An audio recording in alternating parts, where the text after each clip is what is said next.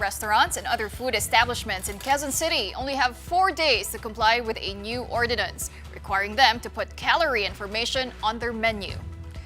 Quezon City's calorie labeling ordinance is aimed at helping consumers make healthier choices by allowing them to see nutrient content in the food and drinks served them.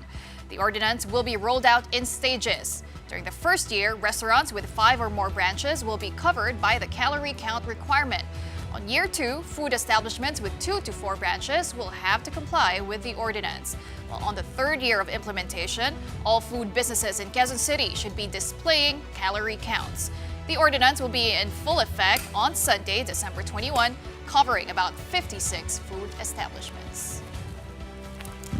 And we now discuss this issue with Jirah Sideco, City Nutrition Program Coordinator of the Quezon City Health Department. Welcome to the big story. Good evening, Ses and ladies. Yeah. So, December 21 is so close and establishments are scrambling to be able to comply. Is this a firm deadline?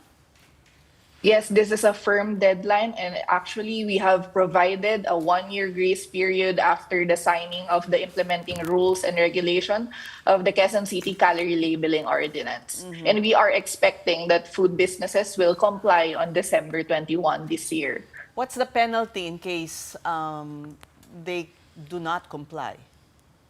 For the first Closure? offense, there will be a fine of 1,000, and for the fourth and subsequent offense, the fine will be 5,000 and revocation of business permit. 1,000 a day, ba? O paano? No, it's just 1,000 upon inspection of the Quezon City Government Inspection Team. Okay, and we do know, Jirah, this is going to be implemented in tranches. So the first, no, yung mga malalaking chains. About how many establishments are we talking about? How many outlets? Do you have a number? Yes, for the first phase, we are looking at 56 food establishments. And after the 3-year implementation, we are looking at 3,000 food businesses who will be posting calorie labels on their menu and menu board. Take us back to the ordinance. Why did the lawmakers in Quezon City see fit to have this ordinance? In Quezon City, there are actually a lot of programs when it comes to promoting proper nutrition among its citizens. But we have seen that there is a need to really have a policy that is directly addressing the food environment, so that we are not only increasing the awareness of the people when it comes to proper nutrition, but we need to provide them access to the right nutrition information. Well, Jirah, this Sunday na yan, December 21, are all 56 food establishments ready to implement this new ordinance? I know some of them encountered challenges. Were they ironed out? Are they ready to implement this?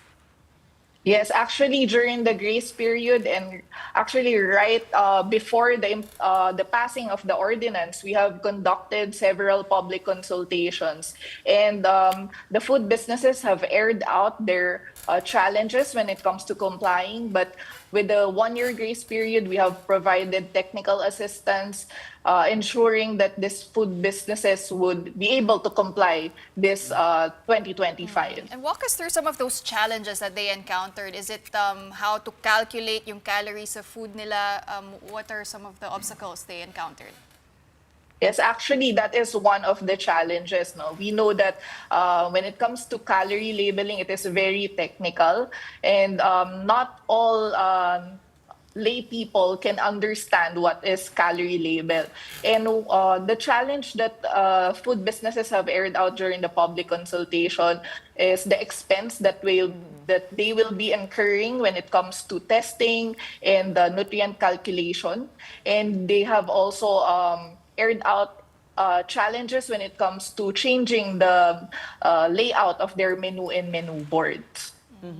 So this will also make them, I suppose, be more committed to their menu. Kasi kung papalit-palit sila, then of course, Yes. they'll be scrambling again.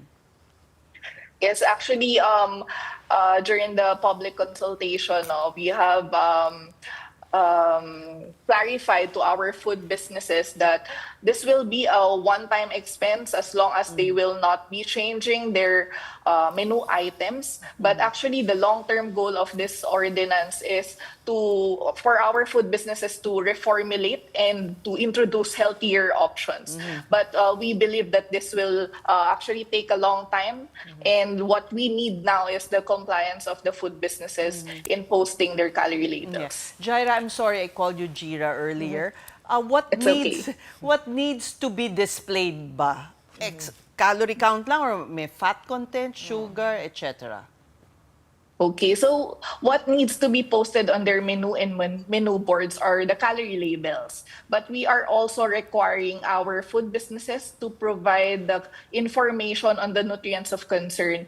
If you can actually see on the post in social media, the consumers are actually requesting for the data or the nutrition information when it comes to the macros. We have the carbohydrates, protein, fat, sodium, and sugar, which is actually part of the implementation of this ordinance. But Jirah, I wanted to ask, no, bakit nag-focus kayo sa calories per se? I mean, you are with the City Nutrition Program, or you are the City Nutrition Program Coordinator, and when we talk about diet, I mean, calories are one thing. They're not necessarily high calories, not necessarily bad, right? Yes, that's correct. But for the menu and menu board, what we only require is the calorie labels to be put on the menu and menu board. And for the other nutrients of concern, they can be available upon request. Of course, we are considering our food businesses. If we will be requiring these nutrients of concern to be posted on the menu and menu board, there will be a lot of clutter in their layout. Okay, and then Jirah, going back to the concerns of the food establishment owners, right? I know that within the 1-year grace period, you also offered to help them with some of these challenges that they might face. What kind of help did you guys offer? Is it technical expertise when it comes to, like, yung sabi nga no, isang food owner na nakita ko sa report, masyadong scientific kasi ito. Since we are starting with the big businesses for this first phase of implementation, most of them have already calorie and nutrient information, but they are just not posted on their menu and menu board. What we have provided was assistance when it comes to layout, to ensure that they would be compliant with the specifications indicated in the implementing rules and regulations. So this is actually a challenge for our businesses since the layout of their menu and menu board is actually a big deal when it comes to their sales. Well, Jirah, some of the feedback I'm seeing on social media is sana nga hindi lang daw calories and isama yung macros or the micronutrients, which you already mentioned earlier. But there's also a question here, how can we ensure that these are properly gathered and provided and not just done out of compliance with the ordinance of Quezon City? As part of the ordinance are the recommended methods of nutrient and calculation. So one of the methods of nutrient calculation can be the food businesses can submit their food items in a FDA accredited laboratory.